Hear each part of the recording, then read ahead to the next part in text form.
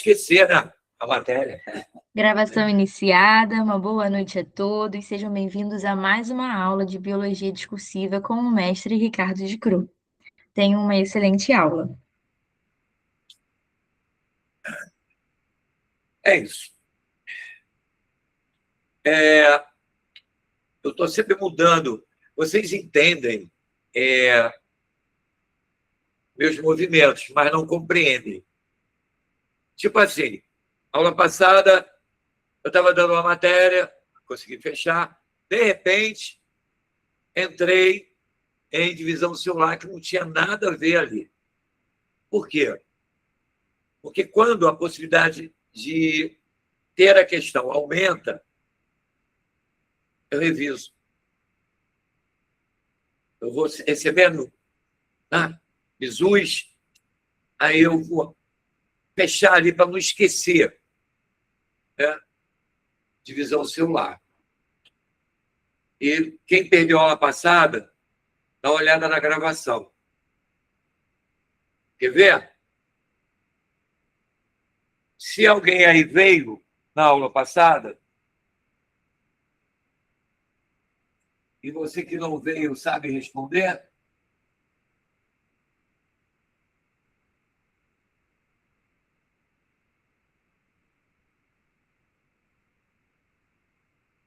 uma célula 2N igual a 4. 2N indica que ela tem 2 cromossomos de cada tipo. É uma célula diploide.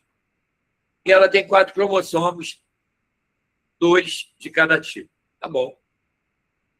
Eu estou mostrando o desenho de uma metáfase.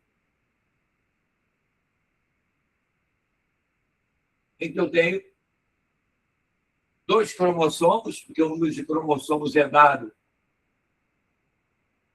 pelo número de centrômeros, e eu tenho 4 moléculas de DNA, porque quem me dá a quantidade de molécula é esta partezinha aqui, que é chamada de... Isso aqui. Não lembra? Cromátido. Cada cromátido indica uma molécula de DNA. Tudo aí. Eu quero saber se essa célula está em mitose, meiose 1 ou meiose 2. Analisando essa célula em divisão. Te dando o número de cromossomos diploide. Quantidade de moléculas de DNA. 1, 2, 3, 4. Quantidade de cromossomos, 2. Porque o número de cromossomos, número cromossomial é dado pelo número de centrómeros. Eu vou botar aqui no...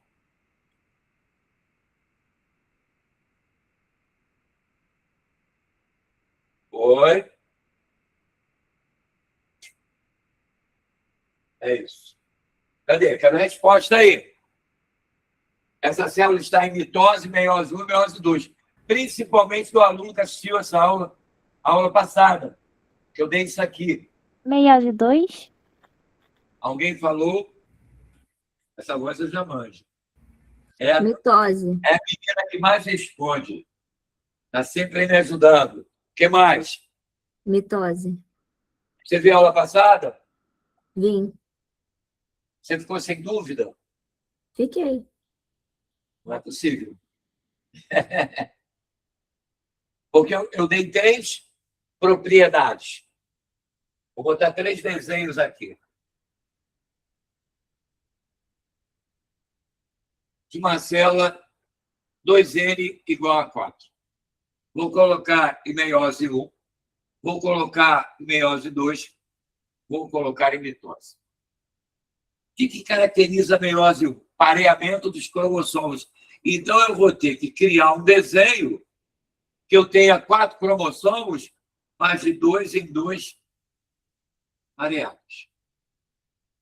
Então, esse pareamento que não tem aqui já tira a meiose 1 dessa célula. Meiose 1, sempre eu vou ter pareamento. Na hora que separar cromossomo, ele vai com 2 cromátides para cima, 2 cromátides para baixo. 2. Quando, na verdade, quando não está pareado, é uma cromátide para cima, uma cromátide para baixo. Esse pareamento indica meiose 1. A mitose, a característica dela é manter o número de cromossomos na célula filha que ela produz. Ela se divide em 2, e essas 2 células, quando é por mitose o processo, são exatamente iguais em número cromossomial à célula-mãe. Então, se eu tenho 2N igual a 4, vou fazer uma metáfase aqui no meio.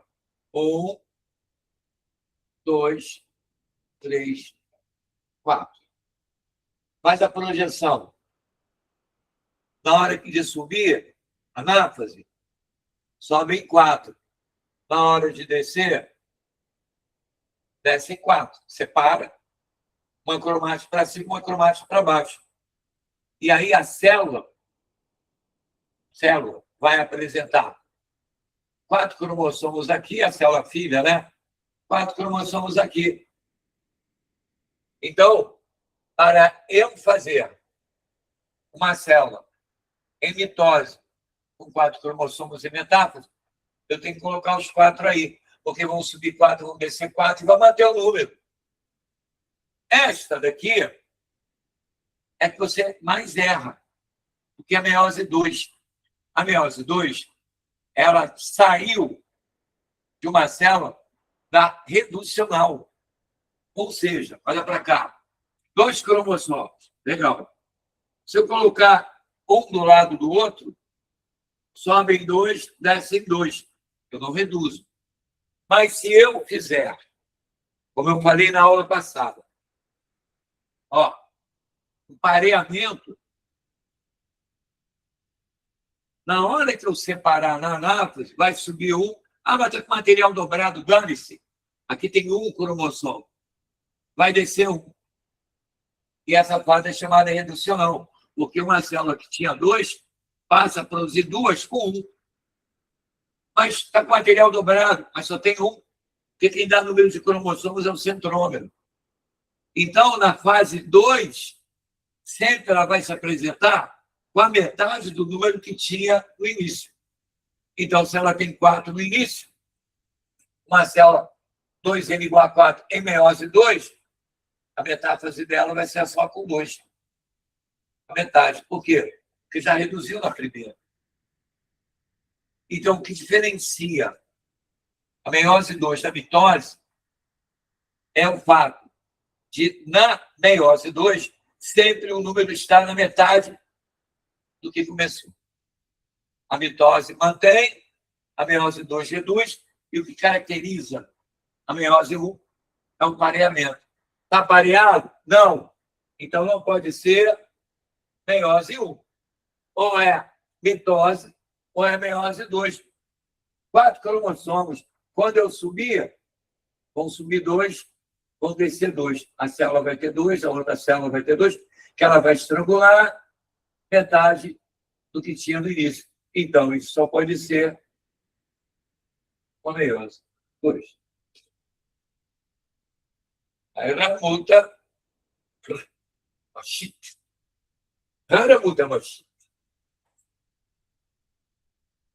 pessoal, eu perguntei, ficaram com dúvida? Não. Olha aí.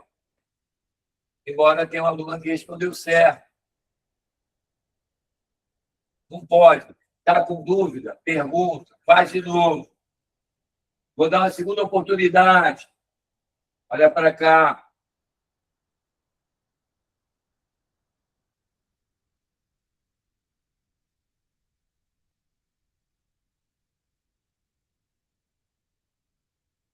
Vai pra caramba na UERJ. Fala para mim. Mitose, meiose 1, meiose 2. Meiose 1. Meiose 1. Mitose? Meiose 1. Meiose Pareamento, 1. mitose com pareamento. Pareamento só ocorre na meiose 1. Cara, não tem como errar isso. cromossomo só vai fazer duplinha na meiose 1. Na mitose e na meiose 2, ele já separou o pareamento. Então, por exemplo, uma célula 2N igual a 6. Se ela tiver isso,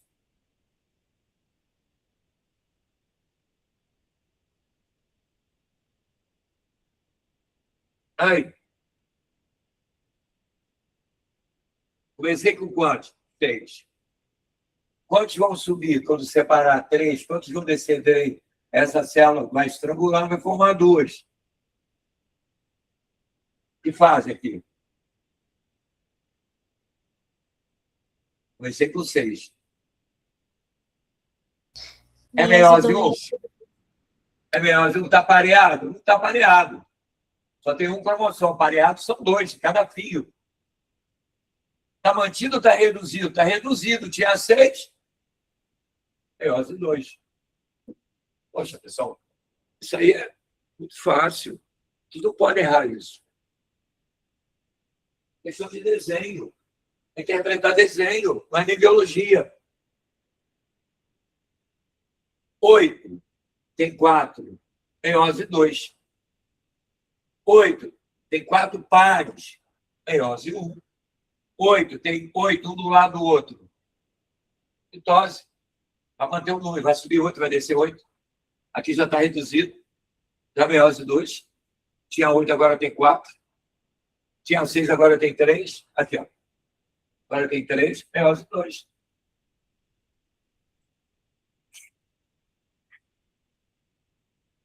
Não pode errar isso. Vai fazer analogia. Está pareado é meiose 1. Está reduzido é meiose 2. Está mantido. Vai criar 2 células com o mesmo número? É mitose.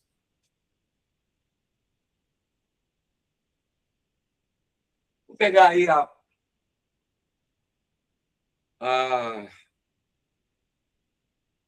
simuladinha aí que eu mandei. Já tinha mandado semana passada, porque tem aluno que não veio, aí ele tem dificuldade de procurar. Então, bioenergética, fermentação e respiração. Eu quero que vocês sejam honestos comigo. 1, estou bem na matéria. 2, não estou bem. Fermentação lática, fermentação alcoólica, respiração celular. Que tem toda aquela glicólise, ciclo de Krebs, cadeia respiratória. Se tiver bem, 1. Se não tiver bem, 2, para eu ter noção de qual nível que eu vou dar. 1,5. 1,5. Também tô assim, porque eu confundo o ciclo de Krebs e as definições, tipo glicólise, glicogênese, esses termos. Tá.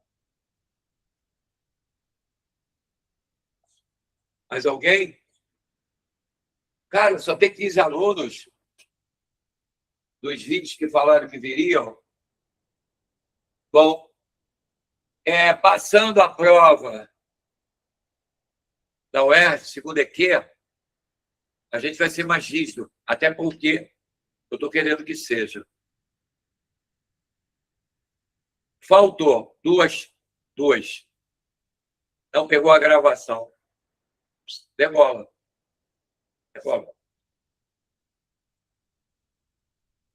A única coisa que a gente cobra de vocês é a presença.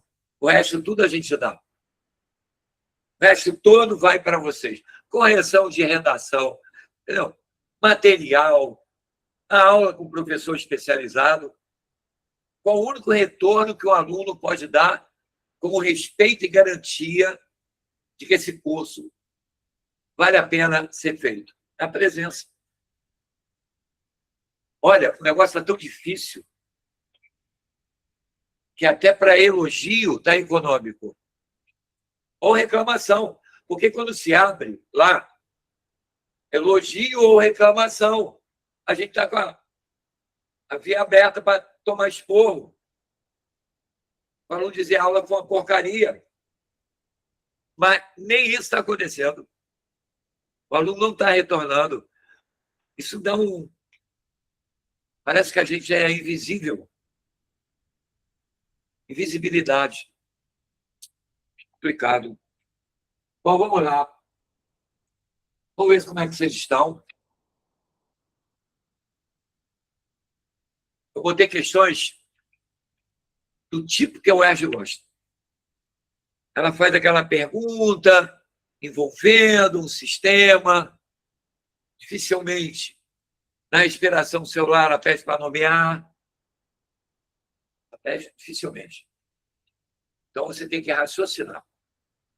Eu não creio que caia beta-oxidação. Está no nível alto. Mas a UERJ vai fazer duas questões difíceis. Duas questões que segregam da entrada para a faculdade os alunos que sabem, mas não sabem tanto.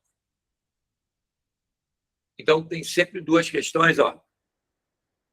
E aí é viável beta-oxidação.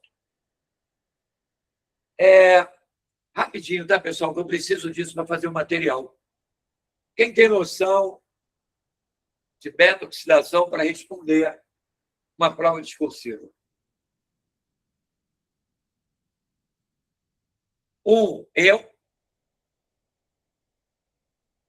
Eu, só. Só para saber quem tem capacidade. Carolina. Carolina, você sabe dizer a diferença da quantidade de ATP para a beta-oxidação do ácido palmítico? Qual ácido? Peraí, calma. Ácido palmítico. 16 carbono. Vou te dar cola.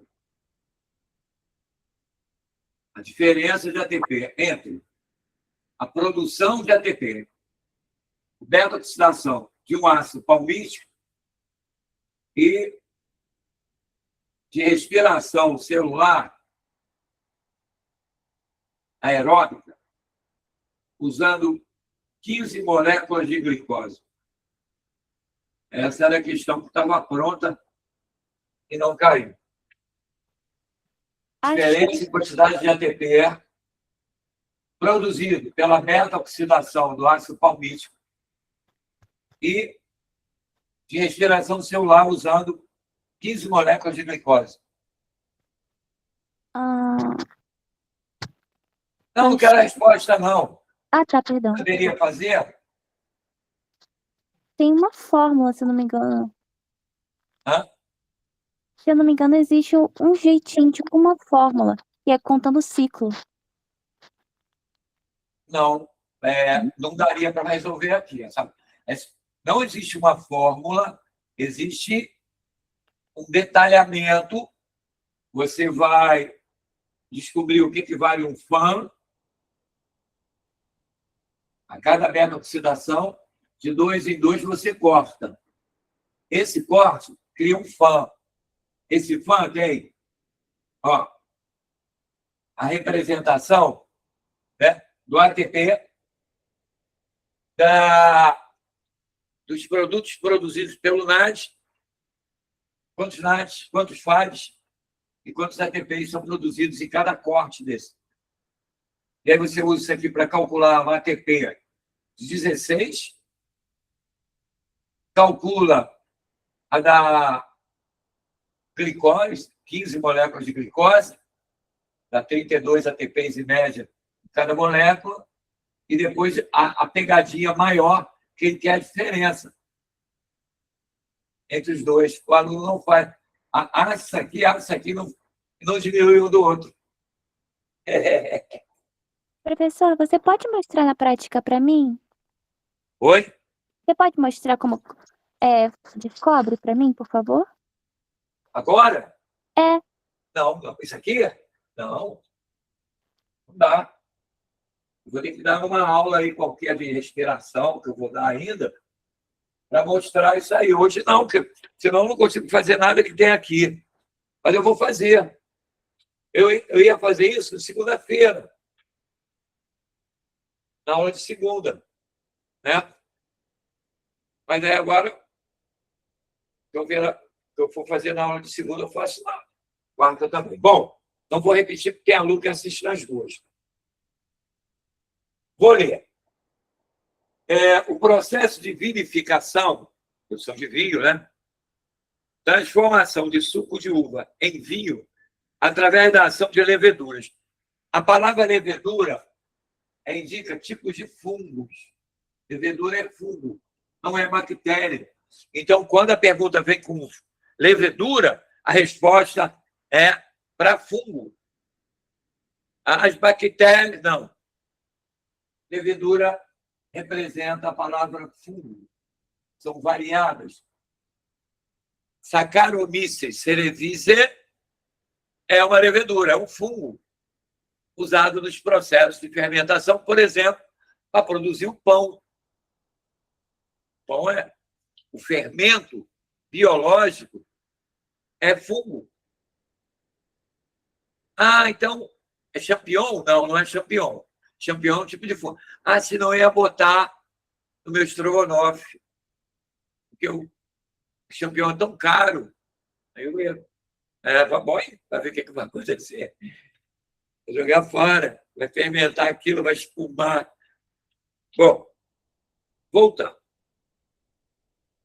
As perguntas geralmente são feitas utilizando o raciocínio biológico. Mas a pergunta não tem cunho de expressão biológica. A resposta é para você. Quer ver? Por que a casca do pão é dura e o interior do pão é macio? O que faz a casca endurecer? Está vendo? Você sabe fermentação? Sabe. Você sabe que a fermentação é usada para produzir o pão? Sei. Mas me responde essa aí. Porque a casca do pão é crocante, não é macia como dentro do pão. Outra coisa, essa eu já perguntei, eu acho que foi a Carolina ou alguém aí que respondeu. Aqui, ó. Vou pegar um pão. Acabou de sair da padaria. Aí ele aqui. Botei dentro do saco. Chega em casa, ele está murcho. Ele sai da padaria crocante, põe dentro do saco, fechei, levei para casa. Cheguei em casa, ele está murcho. Acabou a crocância. Por quê? Caiu o vestibular. Vamos, pessoal. Porque o saco do pão fica molhado, né? O saco do pão está molhado? Como? Se você fecha o pão, se você bota o pão quente no saco, Vai você devagar. fecha o saco. Vai devagar como se fosse uma resposta, tá? Estou gostando de ver. Botei o pão aqui. Aí vai, continua, segue. Aí você bota o pão dentro do saco e se você fecha, o pão vai transpirar, né? Ele vai evaporar água? Ele vai, no caso, vai ficando calor dentro do saco. Ele vai evaporar água. Exato. E a água vai voltar e vai condensar. Pão molhado é pão murcho, né? Isso. Por isso que quando você sai, o pão está quente, tem que deixar o saco aberto. Entendeu? Aqui está o pão. Isso é um quentão. Quando ele sai, você coloca água para fazer a massa. Essa água acaba evaporando.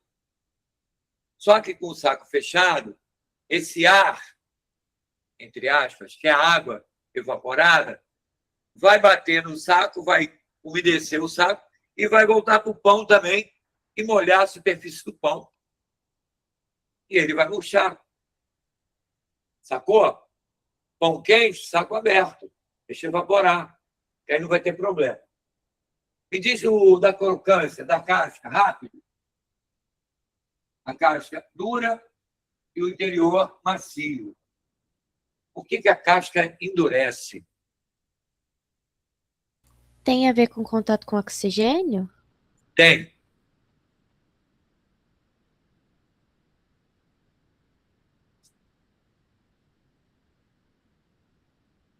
tem alguma relação com a quentura do fogo em Não, contato com a massa do pão ou não? não. Tem a ver com o fato que, como tem um ambiente úmido, deixa propício à proliferação de colônias de bactérias? Não. Eu vou falar logo para a gente não perder tempo. A levedura, ela não é anaeróbica restrita, ela é facultativa. Ela tanto respira em presença de oxigênio, como sem ele. Quando respira na presença de oxigênio, a liberação, olha só, aqui na fermentação, você forma CO2 e álcool, ok?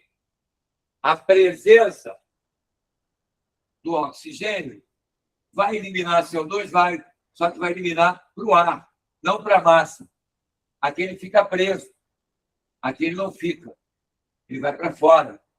Como ele vai para fora, ele não acumula aqui dentro, formando as bolsinhas de CO2. Aí a massa da casquinha endurece porque o CO2 migrou, foi embora. E lembrar que aqui a respiração muda a capacidade de produzir CO2. Ela produz. E alguém me perguntou assim: por que se a fermentação alcoólica é a do pão, por que a gente não sente o gosto de álcool? Fermentação alcoólica da massa do pão produz CO2 e produz álcool. Por que a gente não se embebeda com pão? O álcool evapora? É bom que evapora. Você gosta do cheiro de pão? Sim. Tu é alcoólatra cheirosa. Você é um alcoólatra cheirosa. Você cheira... aquele álcool. Sabia? Tu gosta de álcool, tá vendo? Porque gosta do cheiro do pão. Porque o álcool ele vai para o cérebro e você fala, opa! Entendeu? Só que é na forma que não vai causar nenhuma lesão por excesso de álcool. É uma quantidade pequena. Mas é isso que faz você gostar do cheiro de pão. É que o álcool produzido evapora. Então, vou continuar aqui. Vocês estão vendo que as perguntas do vestibular, tudo caiu em vestibular. Entendeu? A casca endurece que o CO2 vai para fora, vai para o meio ambiente. CO2 na massa, forma as bolhas de água, CO2, né? E que vão fazer o pão ficar macio. Se você fizer um pão sem fermento, ele é mais durinho. Professor, o pão árabe não tem fermento, não é duro. Porque a camada é fina demais. É muito fina. Não tem como endurecer. A camada é fina. Bom, vamos lá, vamos continuar. O processo de... A escolha do tipo de uva vai influenciar o teor alcoólico final, pois a quantidade de açúcar disponível dita o limite da via metabólica utilizada, que cessa naturalmente após determinado tempo devido à toxicidade do próprio produto. Olha que legal. Você põe lá bactéria ou fungo, vai depender do vinho, da qualidade do vinho. Então, você vai colocar um agente fermentador, ele vai usar, que normalmente é a frutose, vou botar glicose porque é universal, o açúcar do vinho, ok? O fermentador vai atuar, vai produzir álcool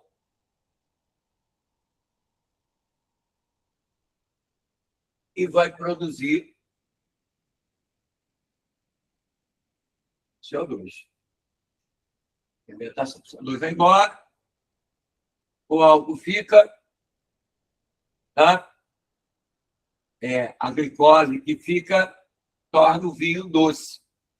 Então, a glicose que está na uva, que é a frutose, vai ser transformada em glicose, ela vai dar possibilidade de formar álcool, ok? Usando o açúcar da uva. Então, quanto mais álcool tem, menos doce é o vinho para aquela uva que está ali. Aí tem um problema. Por que o álcool, que nem o absinto, que até o álcool vai lá em cima, ele tem uma certa quantidade em cada vinho? Quem controla esse álcool? O tipo de fermentador que usa. Ou uma bactéria, um fungo, que resiste o álcool a 40. Quando a quantidade de álcool chega lá, um teor chamado 40, eles morrem. E ao morrerem, para o processo de fermentação. Então, quem controla o teor alcoólico é o tipo de fermentador que é colocado para atuar nas uvas, né? São uvas que vão dar o açúcar daquele vinho. O fermentador aguenta 30. Então, o vinho que ele produz vai a 30, teor alcoólico. Entendeu? Bacana beça isso. É o próprio fermentador que tem uma taxa, né, de reação ao álcool que vai permitir que o cara, ao fazer esse vinho, tenha exatamente o teor alcoólico dele. Ok? Agora temos um problema. Como é o açúcar transformado em álcool, ok? CO2 e ATP, que o fermentador vai usar, quanto mais açúcar eu consumir, menos doce é o vinho, o teor alcoólico aumenta. Só que agora eu quero um vinho com álcool e doce. Quero os dois. Vinho de mesa. O que eu tenho que fazer? Presta atenção. Eu até visitei uma vinícola. Curioso em saber como é que era o processo. Eu vi ao vivo. E aí não esqueci mais. Se você pega uma uva mais verde, ela é menos doce. Pega uma uva mais madura, ela é mais doce. Então, quando eu quero um vinho, o teor alcoólico e doce, eu coloco uvas maduras e coloco um fermentador que vai usar até X desse açúcar. Vai produzir um teor alcoólico Y e vai parar. Aí eu tenho vinho com álcool, eu tenho vinho açucarado, porque a uva doce tem mais açúcar, né, que a uva verde, e esse a mais, esse saldo a mais, vai se transformar em álcool e vai ser mantido. Porque quando chegar no certo teor, os fermentadores morrem. E o açúcar que ainda está lá fica. Esse tem um vinho. Bacana pra cacete isso, né? E aí ele faz questão de prova. Ele falou assim: identifique a via metabólica realizada pelas leveduras para a produção de vinho. O que está usando? Isso aqui, ó. Não sei, mas tem aluno que já teve uma vida biológica muito boa, mas ele não lembra de coisas muito simples. Por exemplo, vê se posso fazer errado para você errar. Vê se é assim que se escreve quimicamente o ácido pirúvico ou piruvato. Vê se é assim. Tem que ser rápido, pessoal. Lembra do Clostridium? Eu botei Clostridium. Nem sei que eu botei na hora lá. E é Clostridium. botulinum. Tem que saber escrever. Qual é o grande erro do Trypanosoma cruzi? Qual é? Fala para mim. Qual é o erro? Eu já falei para vocês.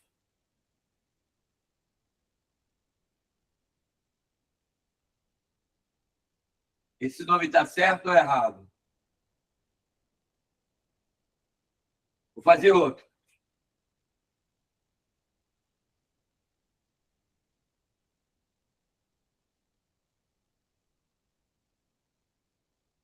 Vou fazer outro.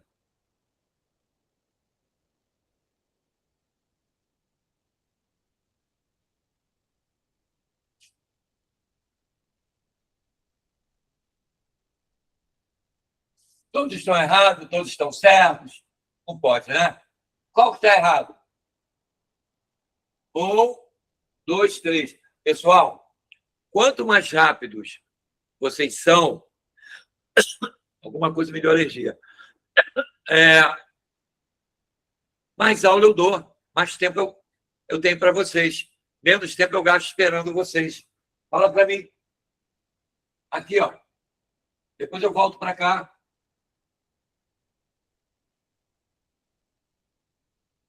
Qual que está certo? O 2? Uma resposta, eu vou ver. Botou um ali. Não, botei que um tá errado. Não está errado. O um Ah, tá não, errado. é um. Ah, tá. Esse 2, ele viu 2 Eu ali. falei que o 2 estava certo. Então tá, tem um 2 aqui. Mais alguém? Cara, eu me sinto um trabalhador do trem, que é muito digno o trabalho deles. Mas eles falam assim, mais alguém? Mais alguém? E lá ele tem resposta, alguém levanta a mão e ele... Eu não tenho, aí 2 pessoas, 3 pessoas responderam. Deixa eu ver se meu... Acho que a 2 tá certa. É? Então mais um aqui no 2. Isso não é discursivo, é bomba. No meio. Isso aqui está com I. Eu vou começar. Nós sabemos que tem Y. Esse aqui tem 2 S, está errado. Só tem um S. Ah, mas está com letra maiúscula. Diz a regra. O termo específico, que é esse daqui, mais o gênero. Gênero mais termo específico, espécie. A espécie é binominal. O gênero com letra maiúscula, tá certinho?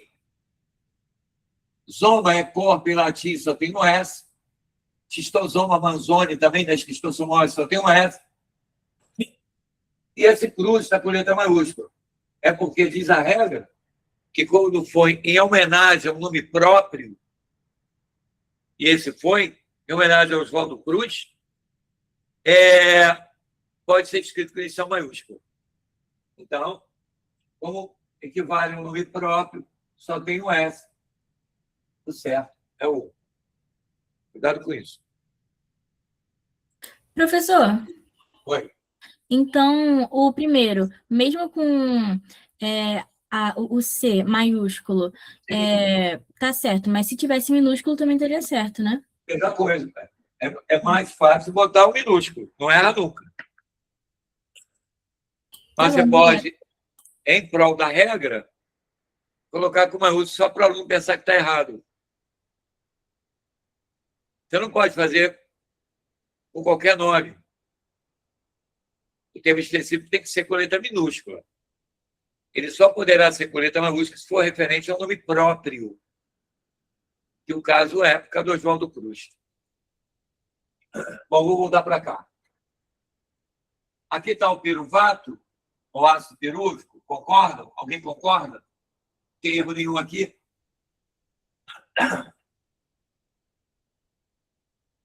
Escreve aí no teu caderno.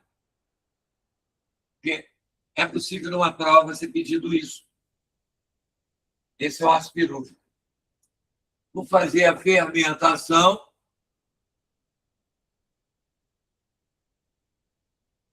lática. Vamos lá. O que você sabe da fermentação lática? Que ela não produz gás.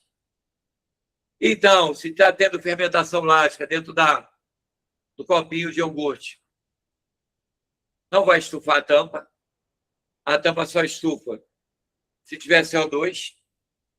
Então, é óbvio que se você pegar uma lata fechada de conserva, que a tampa está estufada, fermentação alcoólica, não é lática, só alcoólica. Outra coisa, os seres animais só fazem fermentação lática, não fazem alcoólica. Bactéria e fungo pode fazer alcoólica. Entendeu? Mas animal sempre é fermentação lática. Ok? Não forma gás. Não forma gás. Ok? Forma o ácido lático. O ácido lático, ele vai ter 3 carbonos também. Mas como é que eu vou montar? Vou te mostrar, olha só. Como é que ele é transformado por ação do NADH veranase. Para o NADH veranase, ele perde 2 elétrons e 2 prótons. Certo? Para o NADH veranase, perde 2 elétrons e 2 prótons, que vai ser doado na fermentação lática para o ácido pirúvico. Esses 2 hidrogênios que é liberado aqui, um vem para cá, o outro vem para cá. Ah, que legal. Então vai ficar assim, ó. Vê se você entende. Olha aí.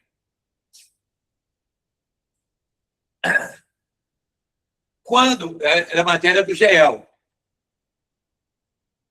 Cara, eu, se fosse aluno, perderia até minha aula. Porque a biologia é mais... Dá para você ser mais autodidata.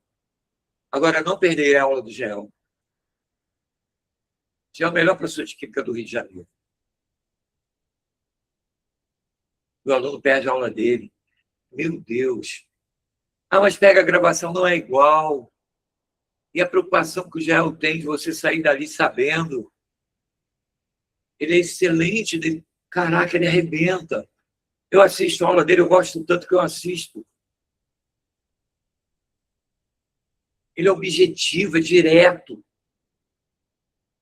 Não gosta de palhaçada, de firula. O aluno perde a aula dele. Cara, não dá para entender. O curso para o UERJ tem os 2 melhores professores do Rio. Ricardo Luiz, de Física, e Geel, de Química.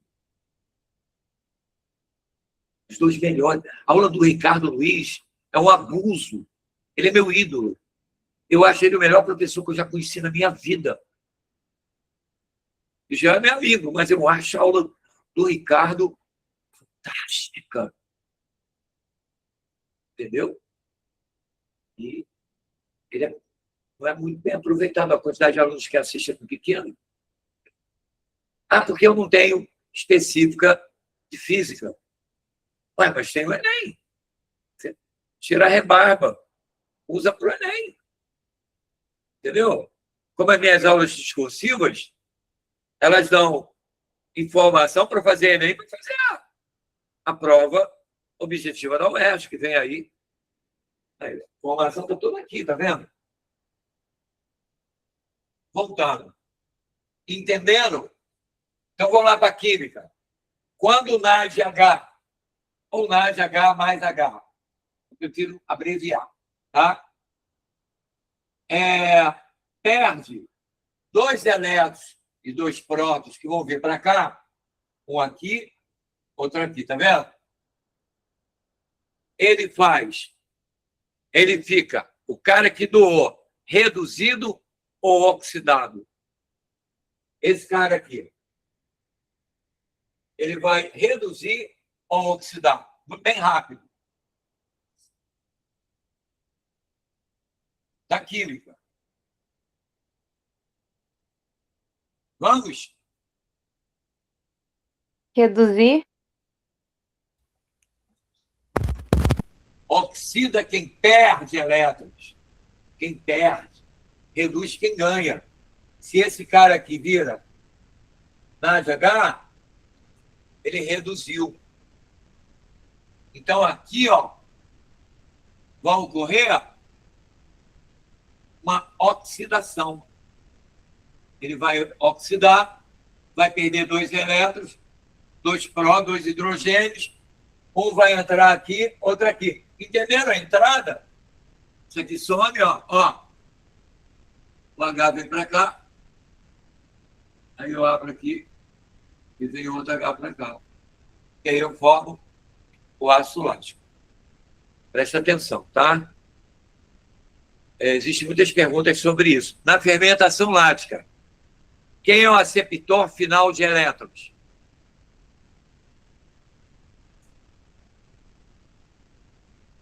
Pergunta de prova. Quem é o aceptor de elétrons? Na fermentação lática. Vamos embora, pessoal. Oxigênio? Querido, olha aqui. Quem é que recebeu? Não foi o ácido pirúvico? O ácido pirúvico não recebeu e virou ácido lático? O aceptor final de elétrons é o ácido pirúvico. Ele recebe os elétrons e transforma em ácido lático. Aceptor. Poxa, professor, mostra a alcoólica. Vou mostrar. Vai mudar tudo, quer ver? Entenderam? Quem recebeu elétron não foi esse. Esse é o que virou isso daqui depois que recebeu 2 elétrons e 2 prótons. O NADH oxidou, perdeu o elétron, ok? E o ácido pirúvico ganhou. Ao ganhar esses elétrons, ele foi transformado em ácido lático. Pessoal, não pode ter dúvida aqui. Depois vocês só vão saber na hora da prova por quê. Alguma dúvida? Quimicamente simples. Sem O dúvida. NAD é um transportador de elétrons. Quando ele está reduzido, ele se chama NADH. Quando ele está oxidado, se chama NAD. Aqui perdeu, aqui ganhou. Transportou até aqui para ocorrer o processo. Tudo é entendido? Tudo Sim. certo. Então vamos nós. Agora, olha a alcoólica como ela é terrível. Vou deixar o ácido pirúvico. Ó, o pessoal, meus colegas de trabalho, na sua maioria, dão isso aqui de uma maneira bem ruim. E só mostra para o aluno decorar um transformando em outro, mas não fala com o quê, né?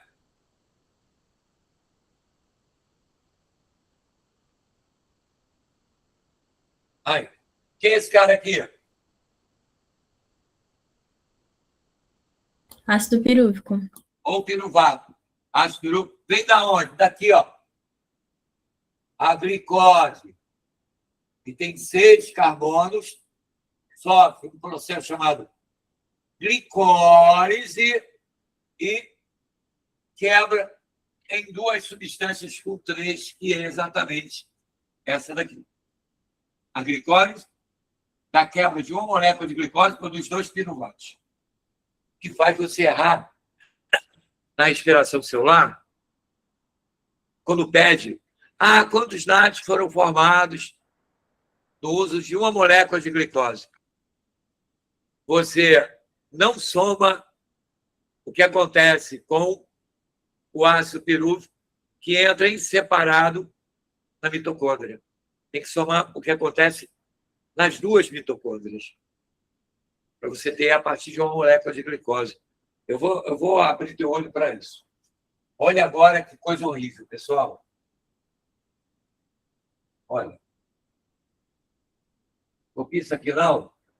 Eu vou apagar tudo aqui, que eu vou refazer. Ó.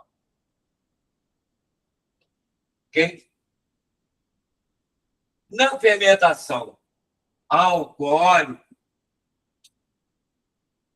eu vou formar álcool. Na fermentação lática, eu formo ácido lático. Só que álcool, o álcool que a gente entende é um que tem 2 carbonos. Como é que é o nome do álcool que tem 2 carbonos? Etanol? Etanol. Aí vem lá metano, etano, propano, aquela coisa da química, né? Etanol.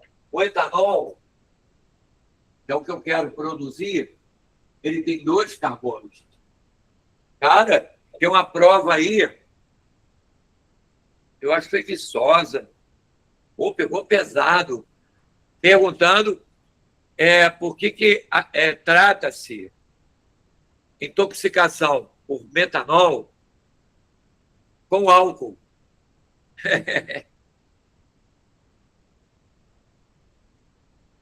É mole.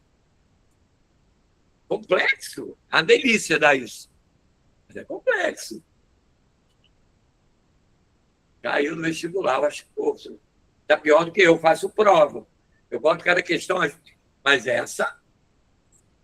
O cara ingeriu aí ali no combustível para o carro,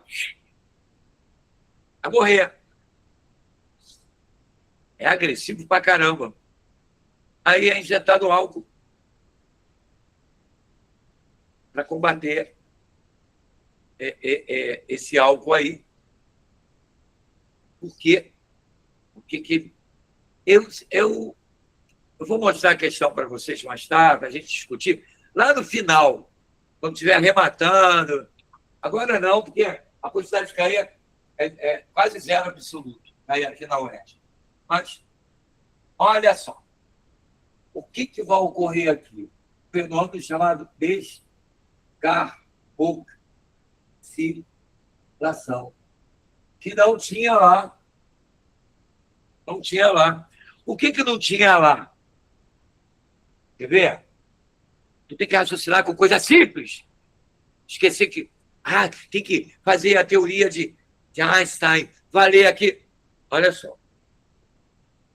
Quantos carbonos tem o ácido pirúvico? 3. Quantos carbonos tem o ácido lático na fermentação lática? 3. Não dá para formar gás, pessoal. Não sobra carbono para virar CO2. Aqui sobra. Porque aqui eu vou ter 2 carbonos. Viu a diferença? Por que não na fermentação lática não produz gás? Por quê? Quem produz o ácido lático é piruvato, o ácido pirúvico. Tem 3 carbonos. E o ácido lático também tem 3. Então não há perda de carbono. Eu mantenho os 3. Mas aqui não, ó. Primeira coisa que vai ocorrer, presta atenção. Ó. Olha aqui, ó. O que é isso aqui? CO2. É esse CO2 que estufa a tampinha de um produto que está enlatado. Tem fermentação. Ó, joga fora. Fez esse processo, levantou a tampa por dentro, é gás. Se é gás, está ocorrendo fermentação alcoólica lá dentro. Uma bactériazinha, né? Te dá uma... arrebentar com você depois. Bom, então, olha só. Primeira coisa que eu estou vendo que forma gás. Esse gás pode ser usado para fazer o pão. Como? Eu ponho o fermento na massa. A levedura vai se alimentar do amido da massa, vai se reproduzir, vai respirar muito rápido e vai liberar CO2. As bolhas de CO2. É por isso, queridos, que quando você faz pão, tem que deixar um tempo a massa crescendo. É o tempo em que esse fermento está se reproduzindo, respirando e liberando CO2. Aí a massa, ó, às vezes até o dobro, por conta desse gás que está sendo produzido lá. Uma outra pergunta que pode surgir, eu já vou falar dela. Por que o pão, quando você faz massa de pão, tem que esperar? E por que o bolo, que também leva fermento, é direto no forno? Ele cresce dentro do forno, com o calor do forno. Por quê? Eu sei que tem alguns alunos que sabem, porque eu já dei isso. Mas não vou esperar, porque já são 8 horas. 8 horas já, pessoal. 8:02. Cara, a única coisa que me estressa nessas aulas é esse negócio chamado time, tempo. Tudo que eu falei aqui é necessário. É necessário para você fazer as questões que podem cair. Fermentação. Você tem a base. Então, por que o pão espera? Porque o fermento é biológico, é vivo. A levedura é viva. Se botar no forno, morre por causa do calor. E o bolo é químico, geralmente bicarbonato de sódio, né? Talvez de potássio, acho que tem um pouco. Substância química, que com calor vai eliminar gás. Esse gás faz a massa inchar. Viu a diferença? Aqui é químico, que é biológico. Fermento vivo não pode ter calor. Espero crescer, põe no forno. Vai morrer? Vai. Mas a massa já está grande. Não tem problema nenhum. Viu que isso pode ficar em prova. Esse detalhe. Vou voltar para cá. Tudo bem com o que eu falei? Pelo menos um. Então vamos lá. Quando perde o carbono, ele vai ficar assim, ó. Vou manter aqui. Vou manter aqui. Esse hidrogênio vem para cá. Quem sabe química aí me diz que substância é essa? Aldeído? Aldeído. Com 2 carbonos.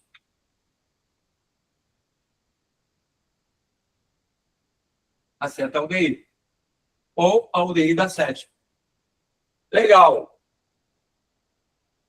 Presta atenção. Eu já doei elétrons. Eu deixo carboxilei.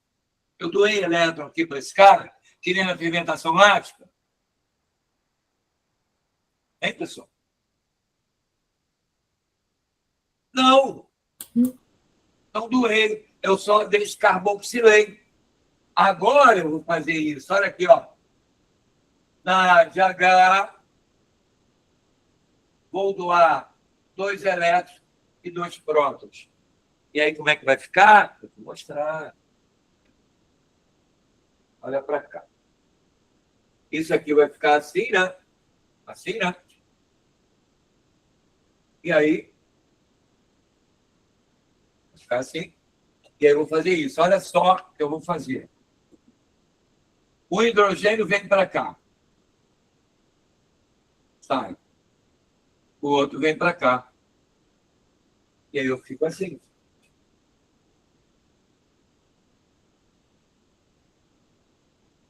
O que é isso aí? Vamos para a química. Isso aqui é um aldeído. E aquele lá?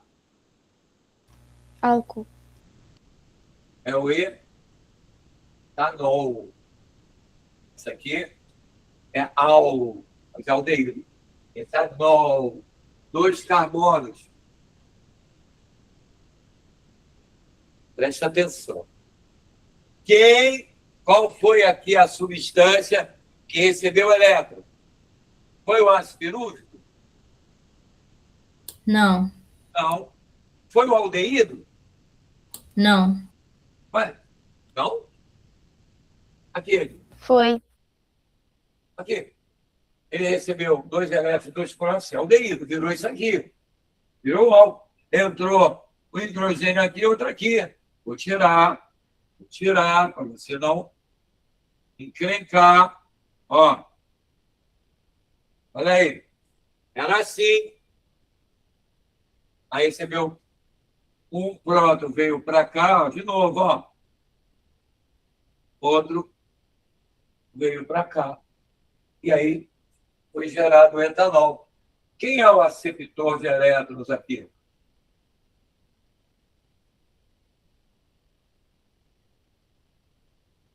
Na fermentação alcoólica. Quem que ganhou o elétron? O pessoal, olha o quadro. Aldeído.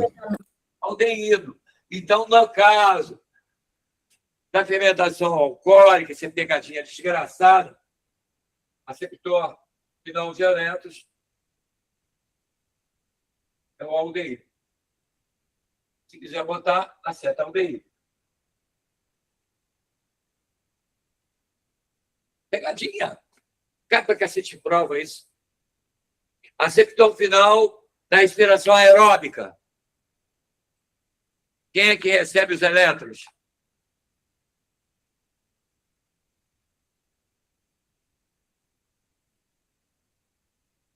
Oxigênio, pessoal. O oxigênio recebe os elétrons, se junta ao H, ao próton, e vira água. A água é formada por os elétrons que migram, né, na respiração aeróbica, mas o hidrogênio que está ali marcando touca. Aí você tem a água formada. Tudo bem aqui?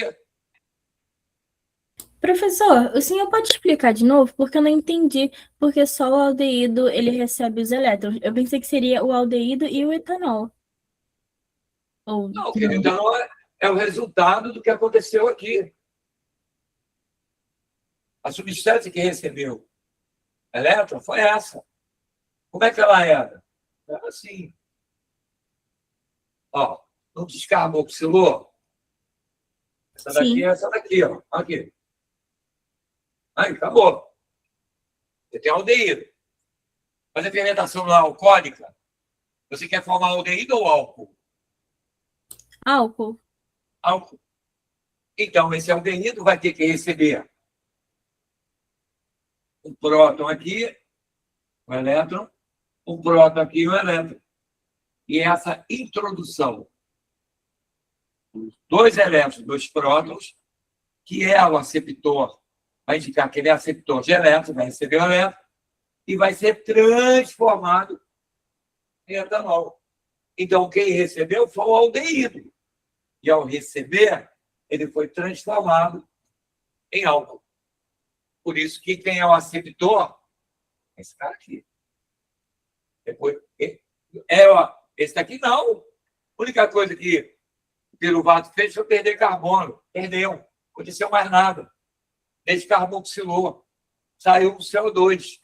Só o produto que foi produzido com a saída do CO2 foi o aldeído. Para formar o álcool, esse aldeído tem que receber 2 prótons e 2 elétrons. Ele vira um aceptor. Quando ele recebe 2 prótons e 2 elétrons, ele é transformado em álcool etílico ou etanol. Entendeu agora? Entendi. Então, o produto final é o etanol, mas quem recebe os elétrons é o aldeído. Beleza. Na fermentação lática, quem recebia era o próprio piruvato. O NADH era oxidado, e aí dava, vamos lá na lática, ó. Eu ganhava 2 elétrons e 2 prótons, um entrava aqui, né? Olha lá, lembra? Lembro. O outro hidrogênio, que era assim, ó. Ok? Aí, ó. 2 elétrons, dois próximos. Um entrava aqui, outro aqui. Isso aqui é o ácido lático. Então, quem que recebeu os elétrons para se transformar em ácido lático? Piruvato. Aqui o piruvato só perdeu carbono. Descarboxilou, perdeu CO2. Entendeu?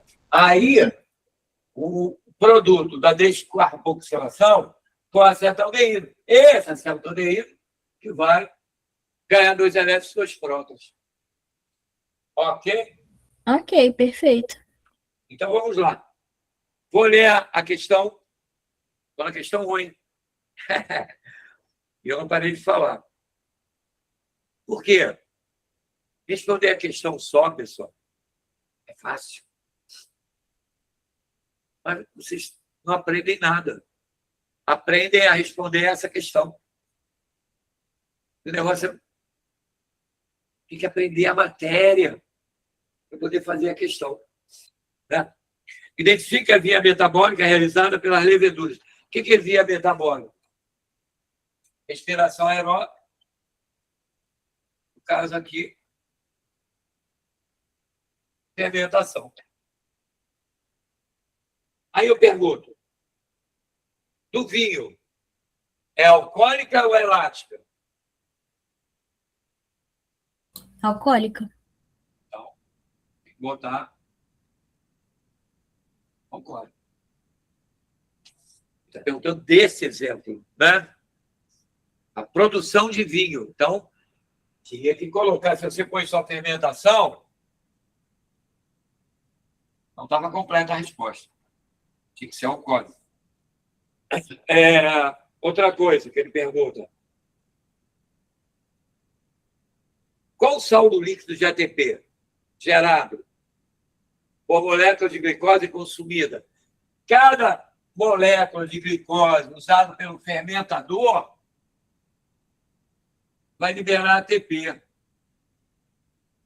Ele quer saber quanto para cada uma molécula de glicose. A pergunta é extremamente fácil. Tá vendo? Vou apagar tudo aqui.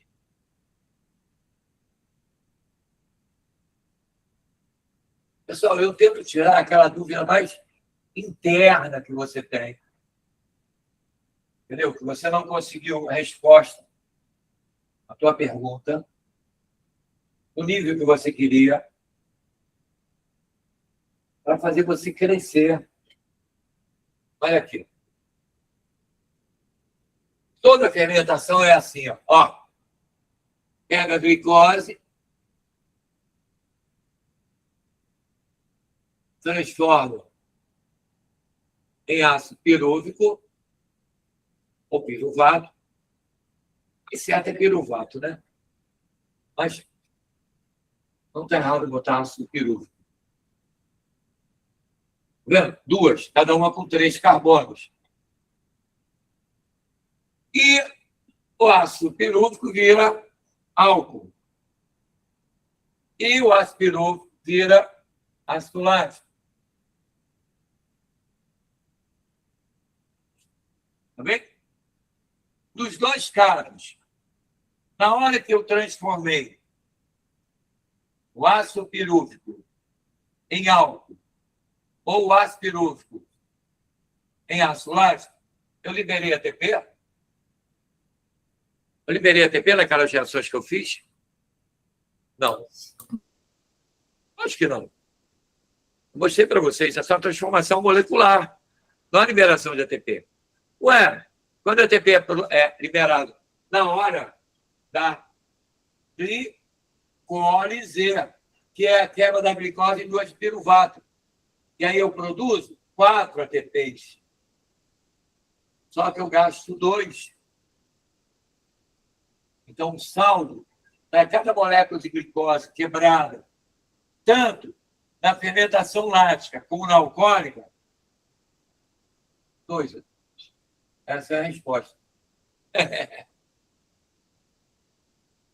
Eu produzo, quando eu transformo a glicose em ácido pirúvico, as reações químicas, que são 12, eu produzo no processo todo, final 4 ATPs. Só que eu tenho um custo de 2 para fazer as transformações. Então, o saldo do processo todo da fermentação alcoólica ou lática, 2 ATPs. Ok? Te pergunto. Minha questão criada no vestibular, questão que eu botei, achei ridícula, e não foi, a resposta não foi o que eu queria. Né? Olha só.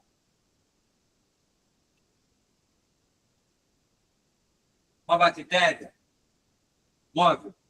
A rizóbio é móvel. Quem se lembra da bactéria rizóbio?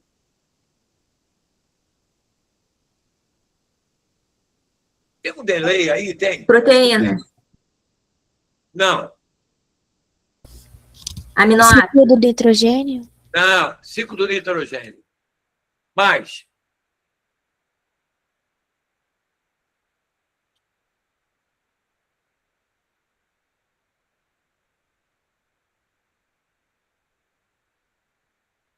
Ela pega o nitrogênio atmosférico dentro da raiz das leguminosas e fixa ele na forma de amônia, que a leguminosa vai trabalhar para tirar a sua fonte de nitrogênio.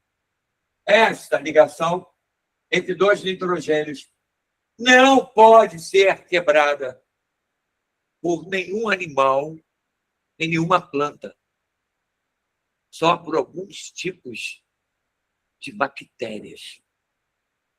A rizóbio é uma delas. Então, para poder se usar o N2, que é o nitrogênio livre, que entra pelo teu nariz e sai de você nitrogênio, que entra na planta e sai nitrogênio, não pode ser usado, porque essas ligações aqui são terrivelmente fortes. A bactéria, é assim que escreve?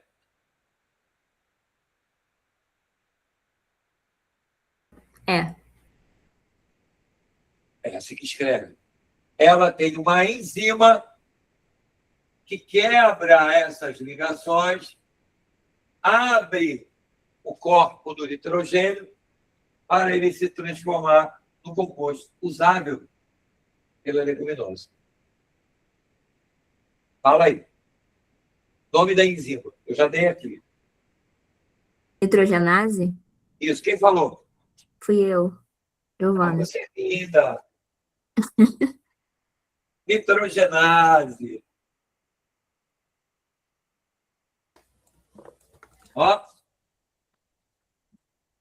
Eu só estou voando. Não está voando. É o ciclo do nitrogênio, onde existem mecanismos que permitem à planta buscar o nitrogênio pela raiz, na forma de nitrato. Tem que ter uma forma que é solúvel em água e é absorvida pela raiz e vai embora. Legal. Só que o nitrogênio atmosférico não pode ser usado. E aí a bactéria rizóbio vai gerar, inicialmente, a transformação em amônia, depois a planta tem recursos para transformar em nitrato, e esse nitrato junto com a água e para fora. Poxa, professor, para que eu preciso de nitrogênio? A porcaria da biologia! Ela tem uma necessidade infinita de detalhes, de complementação. É um absurdo. Um absurdo. Professor, por que eu preciso do nitrogênio? C6, H12O6. Vocês entendem a dificuldade de um professor saber o que uma faculdade vai pedir? E a UERJ que pede coisa que não tem nada a ver com a constância dos vestibulares. Cara, sai pergunta. 500 perguntas em 3 frases de biologia. Olha aqui, ó. C6H12O6, carbono, hidrogênio e oxigênio e o aminoácido. ele precisa de carbono, hidrogênio e oxigênio. Oba! Mas precisa de nitrogênio. Aminoácido tem carbono, hidrogênio, oxigênio e nitrogênio. Tendo aminoácido, tem proteína. Tendo proteína, tem vida. A proteína é a substância mais importante da vida, pela funcionalidade dela, tudo que ela representa dentro do corpo, a maioria dos hormônios, a maioria das enzimas. A proteína é um negócio fantástico. Para produzir tem que ter aminoácido. A planta tem que ter fotossíntese formando glicose. Esse nitrogênio ela recebe pela raiz. Aí o gasoso entra e sai dela. Tem como. Então, na raiz, elas transformam. Vou até dar um ciclo aqui. Deve cair na prova do Enem, tá? Não é que eu não sei. Bom, o que a bactéria faz? Pega o nitrogênio atmosférico, transforma em amônia, que depois transforma em nitrato, que depois pode ser absorvido para produzir aminoácidos. Tudo bem.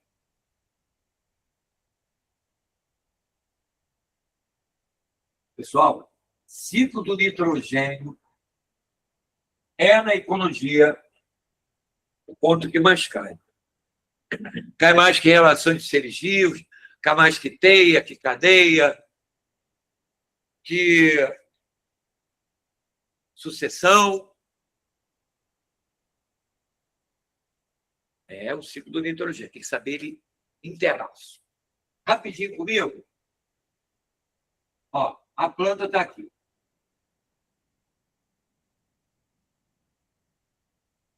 Olha como surge pergunta. O que é seca fisiológica? Alergia. Uma coisa aqui. Seca fisiológica. Cara, desde o gel é bom mesmo, ninguém me responde nada. Seca fisiológica.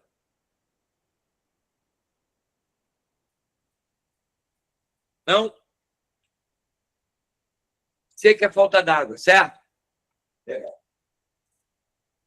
Aqui está uma raiz e a água entra.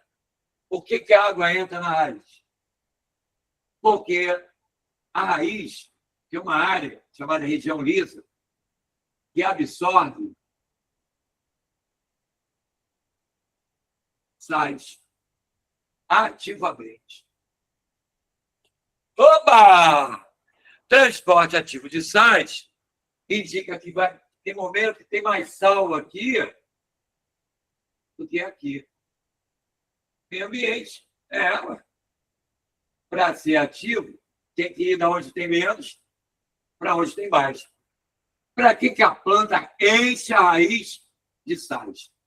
Para o interior da raiz ficar hiper. Porque quanto mais soluto, hipertônico é o meio. E vocês já sabem isso. Qualquer aluno que estudou biologia ao longo da vida dele, de osmose. A osmose é dada na 7ª série, 8ª série, 1º ano, 2º. E a osmose, ela dita que o meio hiper, só isso.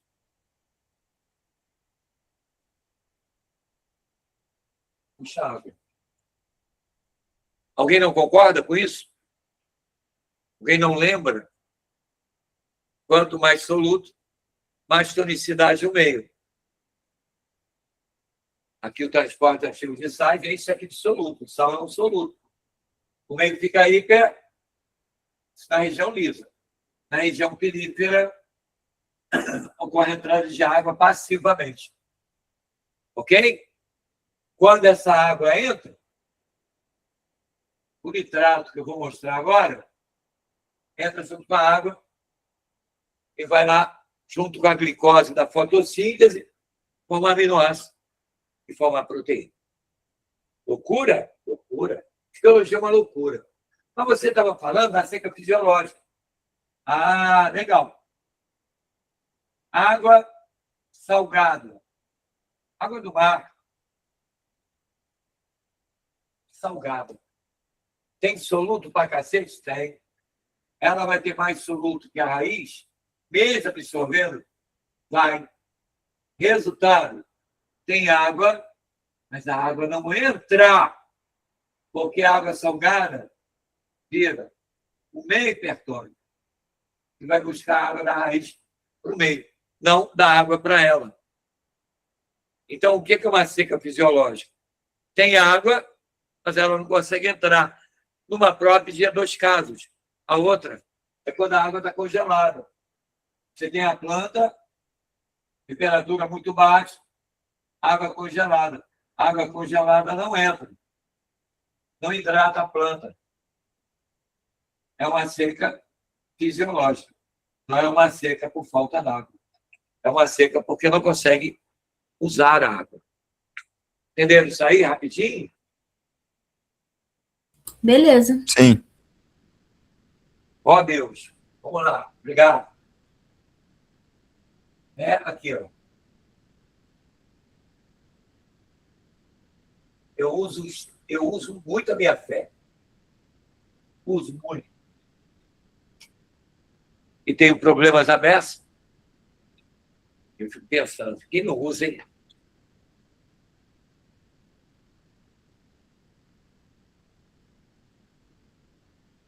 Tá vendo? Ó? São 8h27. Matéria beça para dar. Mas eu não posso passar batido. Eu tenho uma responsabilidade com vocês muito grande. Vai acabar rapidinho, e pá, é tudo bem. Não é assim. Tem pontos que obrigatoriamente vocês têm que saber. Vocês têm que ser maduros. Quem é o mais maduro aqui? Sou eu. Por quê? Porque eu já fiz exercício do quanto é tipo. Não é só porque eu estudei mais, não. É a habilidade que eu ganho ao fazer exercício, ao fazer prova. E eu queria que vocês tivessem, como alunos, essa habilidade. Então, olha aqui, ó. Ciclo do nitrogênio. Isso aqui é chamado nitrato. Por que ele é o preferencial? Porque ele tem solubilidade em água e ele é atóxico. Não tem oxidez. Então, se ele for para a raiz, vai matar a raiz. Ok? O nitrato, vou escrever nitrato, vai aproveitar a subida da água, sai e a água vai embora. Vai embora. Vai ser puxada meio ir por dentro, meio ir por fora, e vai até a folha levar uma fonte de nitrogênio. Eu não vou explicar isso agora, mas a química está muito integrada à biologia. A glicose é um cetoácido que não pode reagir com nitrato. Quimicamente não existe essa reação. Então não dá para entender. Como é que o nitrato não vai reagir com a glicose? Não vou ter aminoácido, vou ter não vai adiantar nada essa droga. É que ocorre uma oxirredução desse nitrato e ele vira amônia. E automaticamente a amônia reage com a glicose como aminoácido. Ou seja, é um aprofundamento, né? Tem que se transformar em amônia lá na folha. Mas não vai matar a folha? Não. Automaticamente a enzima atua e a transformação em aminoácido. Bom, aqui produz matéria orgânica, ok? Essa matéria orgânica vai alimentar animais que vão morrer, vão ser decompostos e vão liberar amônia. Isso é chamado amonização. Todo aquele produto que estava na proteína, que estava no aminoácido, vai ser quebrado e vai liberar o nitrogênio que estava lá. Só que libera na forma de amônia. Só que a amônia, pessoal, é tóxica. O vegetal, se absorver amônia, ele se ferra. Então, existem bactérias no solo que vão fazer duas transformações. Uma,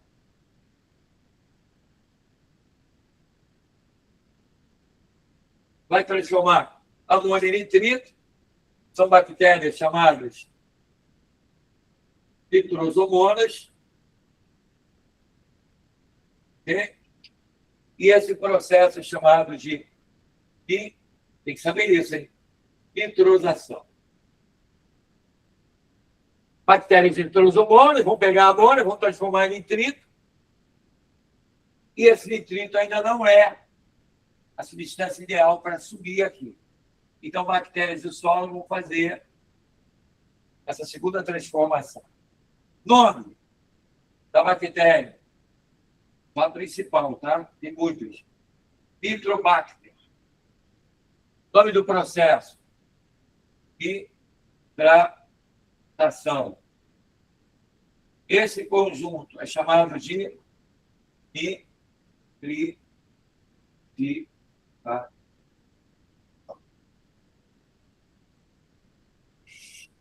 Vai ser transformado em nitrato, nitrito em nitrato, solúvel em água.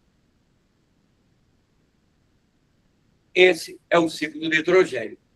Fora disso, bactérias pegam o nitrogênio atmosférico e transformam, fixam o nitrogênio para uso das plantas. Isso é chamado de fixação. Quem faz? A bactéria Rhizobium é uma delas. Deixa eu pegar a folha aqui. Bom, a bactéria Rhizobium é uma delas. Esse é o ciclo do nitrogênio. Preste atenção. Olha as perguntas que saem dessa droga. As bactérias que fazem a fixação do nitrogênio no solo, elas são aeróbias ou anaeróbias?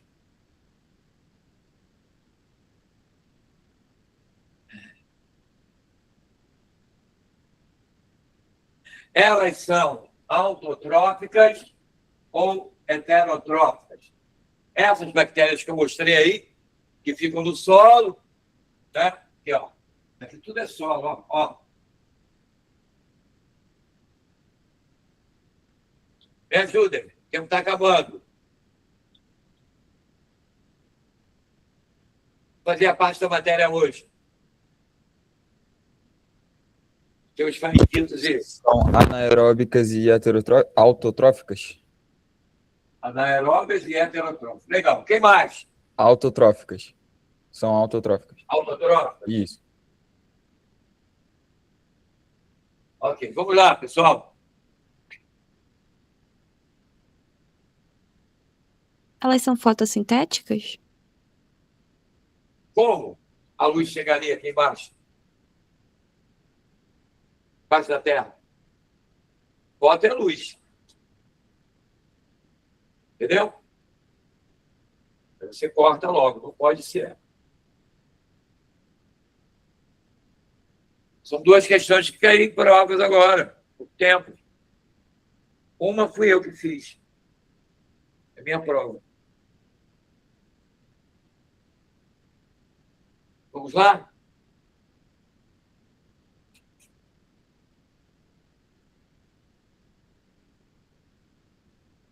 Aeróbias e anaeróbias. Embaixo da Terra ali tem oxigênio livre? Não. Aeróbias. Não tem oxigênio livre ali. O oxigênio está no ar, não na Terra. O oxigênio não difunde para dentro da Terra. Então, anaeróbios. Agora, autotróficos ou heterotróficos? Cuidado agora. Vamos definir para mim o que é um autotrófico? Produz o próprio alimento. Não. Então, eu sou autotrófico, eu produzo a minha comida, eu cozinho para mim. É que produz matéria orgânica para se alimentar? Que produz o quê? Foi rápido, Matéria, hein? matéria orgânica? Matéria orgânica? É. A partir de Ah,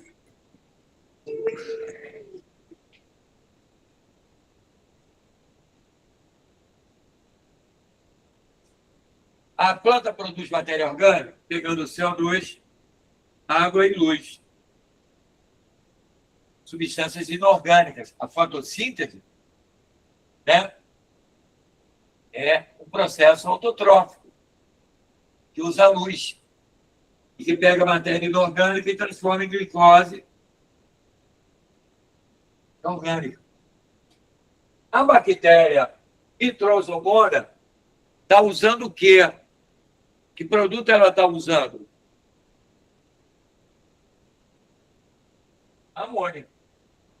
E transforma em nitrito. Amônia é orgânica ou inorgânica? Inorgânica? Inorgânica. Então, esta bactéria, ela é autotrófica. Certo? Porque ela está pegando uma substância inorgânica, está tirando dessa transformação ATP e está produzindo o corpo dela, aminoácido dela, proteína dela, usando a substância inorgânica. Ela não é fotossintetizante, mas ela é quimiosintetizante. Ela usa a reação química, a transformação química da amônia em nitrito para tirar energia e para produzir a matéria orgânica dela. Nitrito, nitrato, tudo substância inorgânica.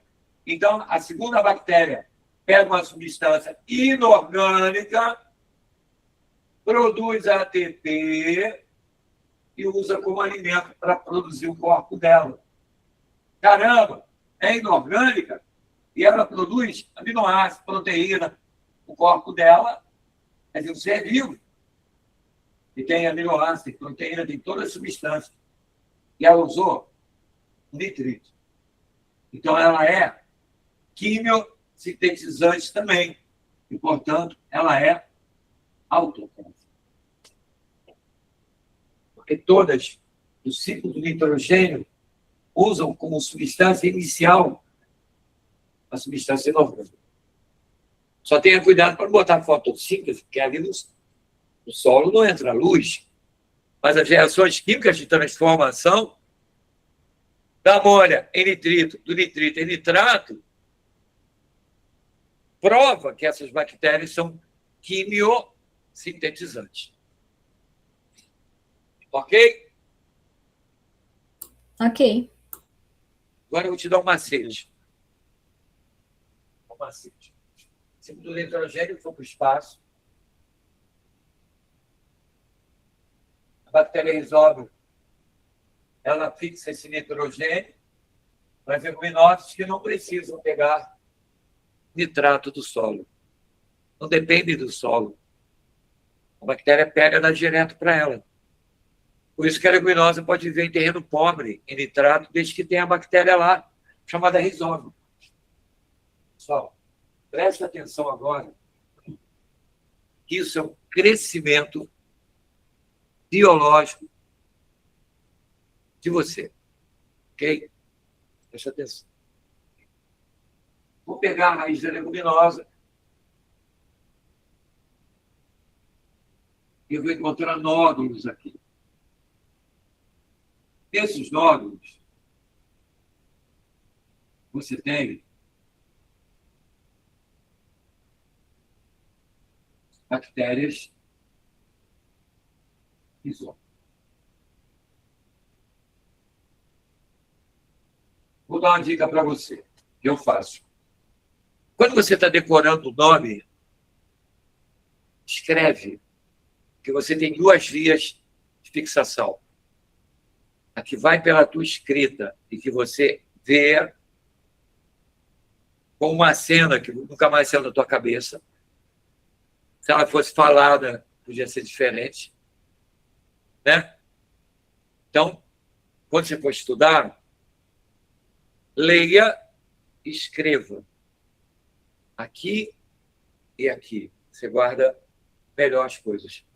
Tudo meu, eu escrevo. Eu vou mostrar agora que está longe, mas escrevo.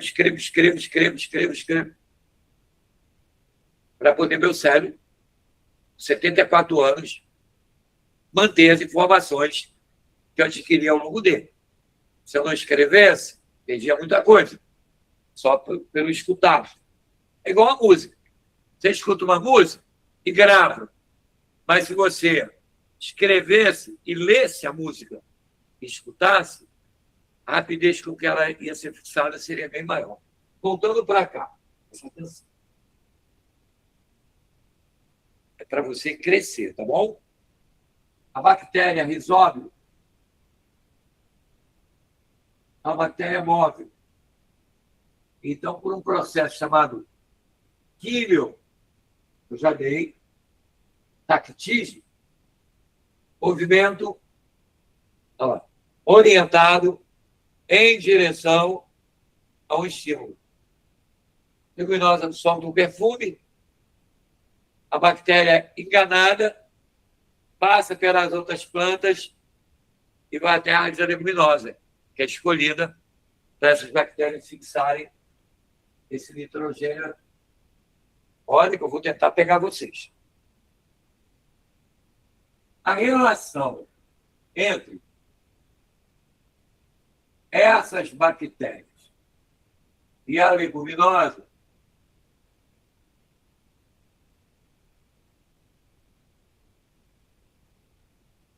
indica mutualismo, protocooperação. Qual o novo nome para protocooperação que estão usando direto? No lugar de protocooperação.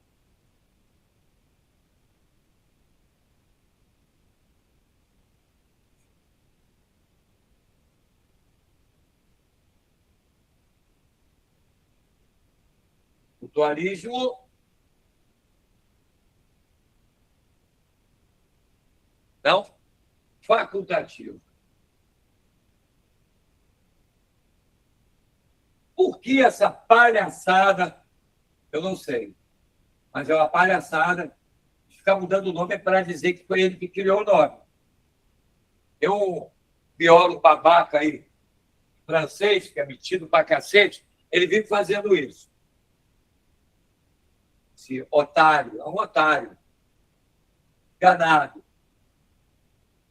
E aí, você tem que ficar estudando a vida toda porque ele quer mudar o nome.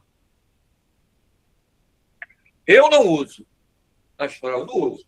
Aqui a pessoa que usa. O que é mutualismo? Uma relação de troca de favores obrigatória. Se você tirar a bactéria e o protozoário de dentro da área digestória de um boi, ele morre. Ele não sabe digerir celulose. O capim é envolvido em celulose. Se você comer, botar um ovo cozido dentro de uma bola de metal fechada e engolir a bola, você não chega no ovo. A celulose não deixa o boi chegar dentro, onde tem açúcar, onde tem o que ele quer. Então, quem faz isso para ele são bactérias e protozoários, que estão dentro dele, que entram junto com a comida. Se o boi parar de comer, essas bactérias e esses protozoários morrem. Morrem dentro do boi. Dependendo do boi. Obrigatoriamente. E o boi, se não tiver a digestão feita por essas bactérias, esses protozoários, ele come capim e defeca capim. É igual comer bola de isopor. Então, é uma relação obrigatória. E falamos que é um caso de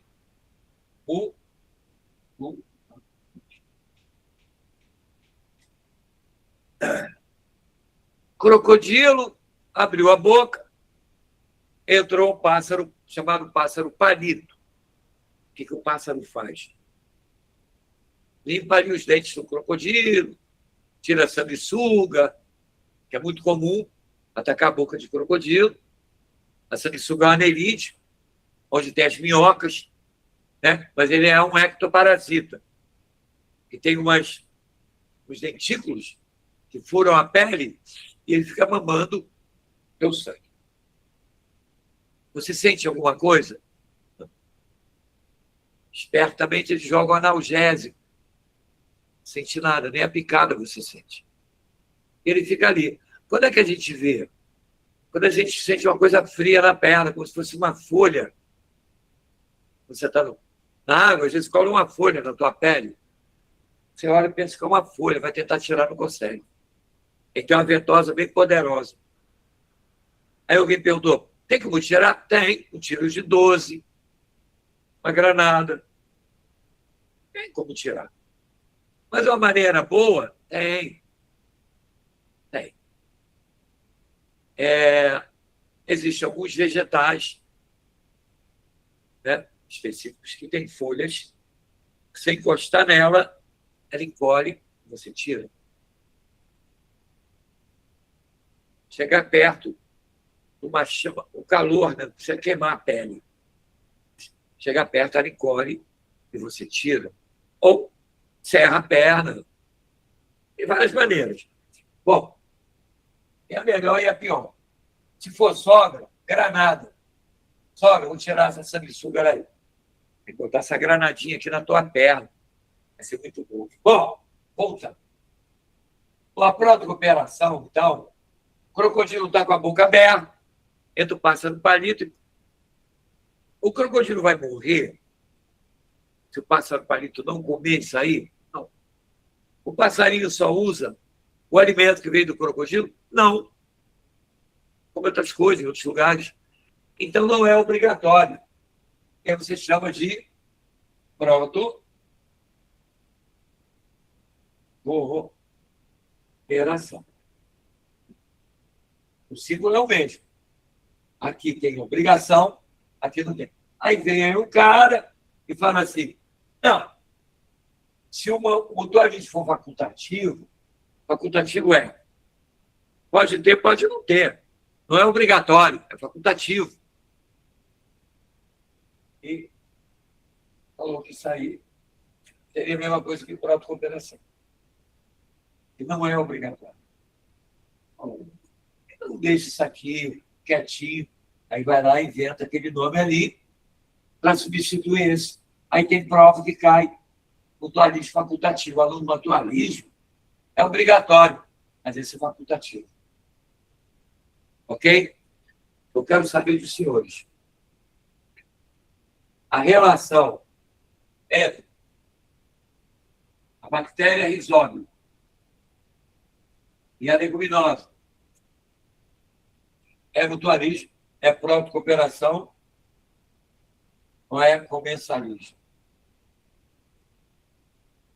É assim. Se viram, o tempo está acabando.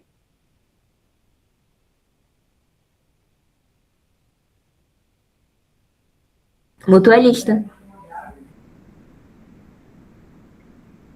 Alguém falou mutualismo. Vamos lá. Eu acho que é mutualismo também. A bactéria depende da leguminosa?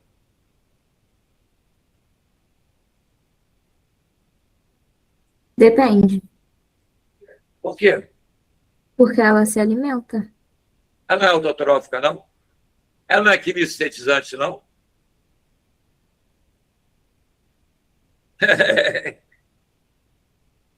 E agora? Se a bactéria for quimiosintetizante, é comensalismo. A leguminosa vale a pena para a bactéria. Ela produz seu próprio alimento, transformando matéria inorgânica em orgânica. eu tenho que provar que ela depende do alimento que a leguminosa dá.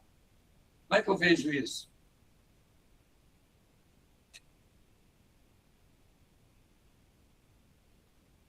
Para ser mutualismo, bactéria, tem que depender da leguminosa.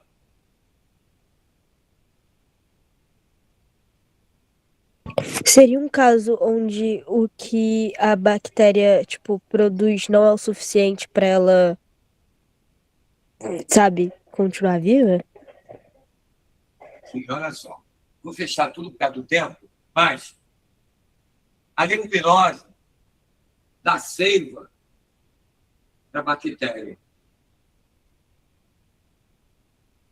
Essa bactéria, ela não é autotrófica, ela não é quimiosintetizante. Ela vai para pegar a seiva elaborada, para comer. Então, ela depende da leguminosa para sobreviver. E a dependência é obrigatória. Uma vez dentro da leguminosa, ela vai ter que pegar a seiva. E obriga a bactéria a depender da leguminosa. Em contraproposta, a leguminosa, se o terreno não tiver nitrato, ela teria que morrer. Sobrevive. Por quê? Porque tem a bactéria. Então a leguminosa depende da bactéria para dar nitrogênio. E a bactéria depende de seiva para se alimentar. Porque ela não é quimiosintetizante. Ela é heterotrófica. Ela depende de matéria orgânica pré-elaborada. E a obrigação que ela tem de comer da seiva gera a palavra mutualismo.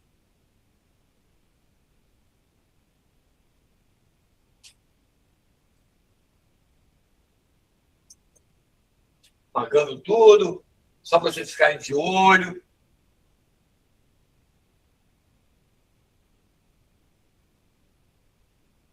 Eu já falei da pegadinha do crocodilo e o pássaro palito, não já? A pegadinha que tem.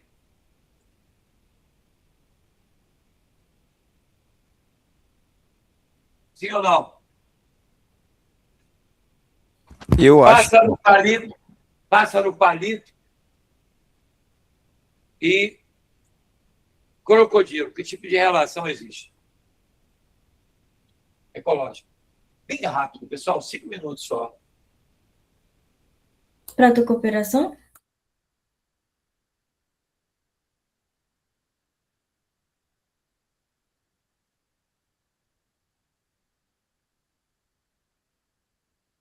Depende do contexto, Isso. Que contexto? se é obrigatório ou não.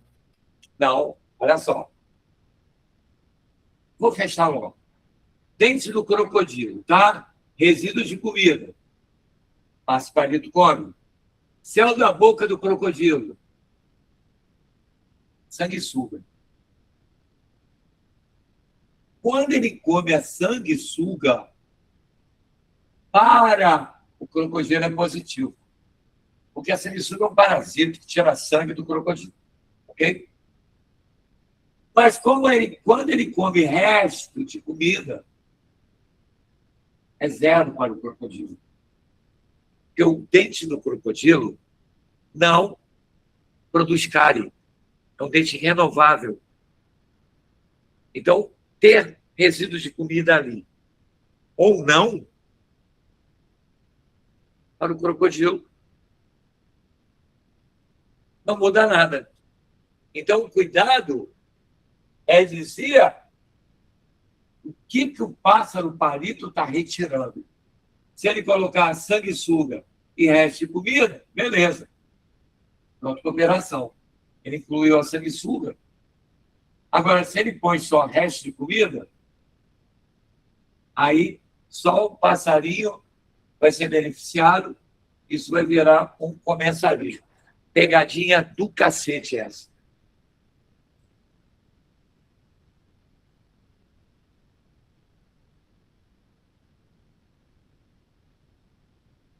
Bom. B. Letra B, memória, né? Explique por que, sob condições de aerobiose, a taxa de consumo, preste atenção, de glicose pelas leveduras diminui drasticamente para produzir a mesma quantidade de energia ultracelular que produziriam em anaerobiose. Condições de aerobiose, a taxa de consumo de glicose pelas leveduras diminui drasticamente para produzir a mesma quantidade de energia útil que produziriam através da anaeróbica. Vou explicar aqui rapidinho. A bactéria móvel vai do lado A do lado B. E tem que gastar 300, vou botar com 38, tá? 380 ATPs para fazer esse trajeto. Ok? Se ela fizer aerobicamente, estou colocando, hoje em dia você sabe que é 32, 30, 34, colocando da moda antiga, 38 ATPs para cada molécula de glicose. Então, para fazer esse trajeto na respiração aeróbica, eu vou ter que gastar 10 moléculas de glicose. 10 vezes 38, 380. Aeróbica. Se eu fizer anaeróbica, que gera 2 ATPs, eu vou ter que gastar 190 moléculas de glicose. É isso que ele está falando. É isso que ele está pedindo. É essa a diferença. Como você, para cada molécula de glicose, você produz 2 ATPs. Quando é anaerobicamente, a fermentação, para fazer o mesmo trajeto, você gastaria 190 moléculas de glicose. Cada uma libera 2, 190 vezes 2, 380. E aí ele fala, né?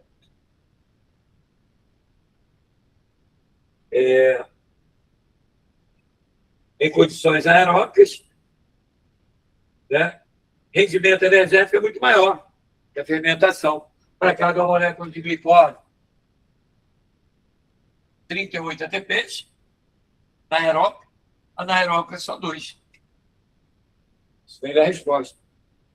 E aí, para você ter a mesma condição de trabalho, a quantidade de glicose que é gasta na anaeróbica é bem maior. Que é o que ele está fazendo aí, o que ele está pedindo com a pergunta. Na aeróbica, consome menos glicose. Na anaeróbica, consome mais glicose. Para obter a mesma quantidade de energia. Bom, questão 2. Eu dei ela hoje, espero que você saiba fazer. Vai fazendo, eu vou mandar um gabarito. A pergunta, como é fácil? Explica o motivo biológico pelo qual a massa do pão precisa descansar, tá?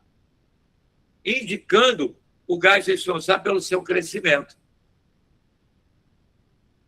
O que precisa? Para que o fermentador, que ele fala aqui, ó, da Saccharomyces cerevisiae, aprende a escrever esse nome, ele vai, né, com o tempo, que você deixa a massa crescer, ele vai fermentar lá dentro, vai fazer a produção de CO2 aumentar, isso vai fazer a massa crescer. O CO2 que vem da fermentação que esse produto cria. Aí ele pergunta, qual o gás responsável pelo crescimento? CO2. Na fermentação alcoólica, nós não fizemos o quadro, nós falamos que ocorria descarboxilação. O CO2 vai lá dentro da massa, ó, vai formando as bolhas. Vai tornando a massa menos compacta. Depois o pão seca e essas bolhas ficam lá, secas. Só o espaço onde elas estavam. Então o gás vai embora. Cansado, queridos, eu estou bem, eu não estou ainda bem de saúde, não, mas eu não posso deixar vocês na mão. A energia está bem para baixo, mas eu tento não demonstrar, né? Porque senão isso vaza para vocês. E eu dou aula com muito... Aqui, ó. Né? Eu preciso que a aula chegue até vocês. Peguem essa folha. Vou mandar o gabarito hoje mesmo, tá? Pedir a Lara para mandar hoje, já está pronto.